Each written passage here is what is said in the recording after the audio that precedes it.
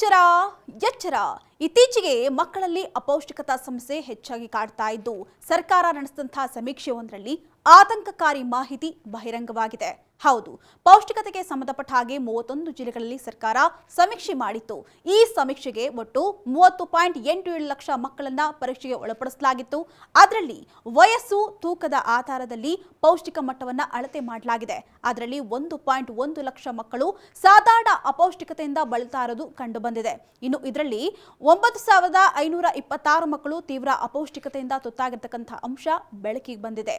ಇನ್ನು ಮಕ್ಕಳ ಅಪೌಷ್ಟಿಕತೆಯ ವೃದ್ಧಿಗಾಗಿ ಶಾಲೆಗಳಲ್ಲಿ ಬಿಸಿಯೂಟ, ಮೊಟ್ಟೆ ವಿತರಣೆ ಸೇರಿದಂತೆ ಹಲವು ಕ್ರಮವನ್ನ ತೆಗೆದುಕೊಳ್ಳಲಾಗ್ತಾ ಇದೆ. ಆದರೂ ಕೂಡ ಅಪೌಷ್ಟಿಕತೆ ಹೆಚ್ಚುತ್ತಾ ಇದೆ. ಇನ್ನು ಈ ಅಪೌಷ್ಟಿಕತೆ ಹೆಚ್ಚಿರ್ತಕ್ಕಂತಹ ಜಿಲ್ಲೆಗಳಲ್ಲಿ ವಿಜಯನಗರ, ರಾಯಚೂರು, ಬೀದರ್, ಬಳ್ಳಾರಿ ಜಿಲ್ಲೆಗಳಲ್ಲಿ ಹೆಚ್ಚು ಅಪೌಷ್ಟಿಕತೆ ಇರುವುದು ತಿಳಿದು ಬಂದಿದೆ. ಹೀಗಾಗಿ ಸರ್ಕಾರ ಅಪೌಷ್ಟಿಕತೆಯನ್ನ ದೂರ ಮಾಡುವಂತಹ ಸಲುವಾಗಿ ಅಪೌಷ್ಟಿಕತೆಯಿಂದ ಬಳಲ್ತಾ ಇರತಕ್ಕಂತಹ ಮಕ್ಕಳ ಮೇಲೆ ನಿಗಾ ಇಡುವಂತೆ ಮಹಿಳಾ ಮತ್ತು ಮಕ್ಕಳ ಅಭಿವೃದ್ಧಿ ಇಲಾಖೆಗೆ ಮಾರ್ಗಸೂಚಿಯನ್ನು ಹೊರಡಿಸಿದೆ.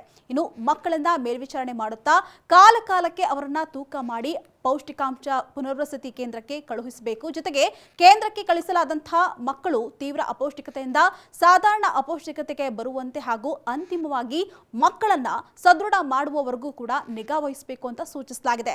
ಅದಲ್ಲದೆ ಮಕ್ಕಳಲ್ಲಿನ ಅಪೌಷ್ಟಿಕತೆ ಪ್ರಮಾಣ ಹಾಗೆ ಸಂಪೂರ್ಣ ಲಸಿಕೆ ಪಡೆದಿರ್ತಕ್ಕಂತಹ ಮಕ್ಕಳ ಪ್ರಮಾಣ, ಜೊತೆಗೆ ಸಂಪೂರ್ಣ ಲಸಿಕೆ ಪಡೆದಿರ್ತಕ್ಕಂತಹ ಮಕ್ಕಳ ಪ್ರಮಾಣದಲ್ಲಿ ಮನೆಯಲ್ಲಿ ಸುಧಾರಿತಂತಹ ಶೌಚಾಲಯ ವ್ಯವಸ್ಥೆ ಇದೆಯಾ, ಹಾಗೆ ಶುದ್ಧ ಕುಡಿಯುವಂತಹ ನೀರಿನ ಪೂರೈಕೆ ಆಗ್ತಾ ಇದೆಯಾ ಎಂಬುದನ್ನ ಸಮೀಕ್ಷೆ ಮಾಡಲು ಕೂಡ ಸೂಚನೆ ನೀಡಲಾಗಿದೆ.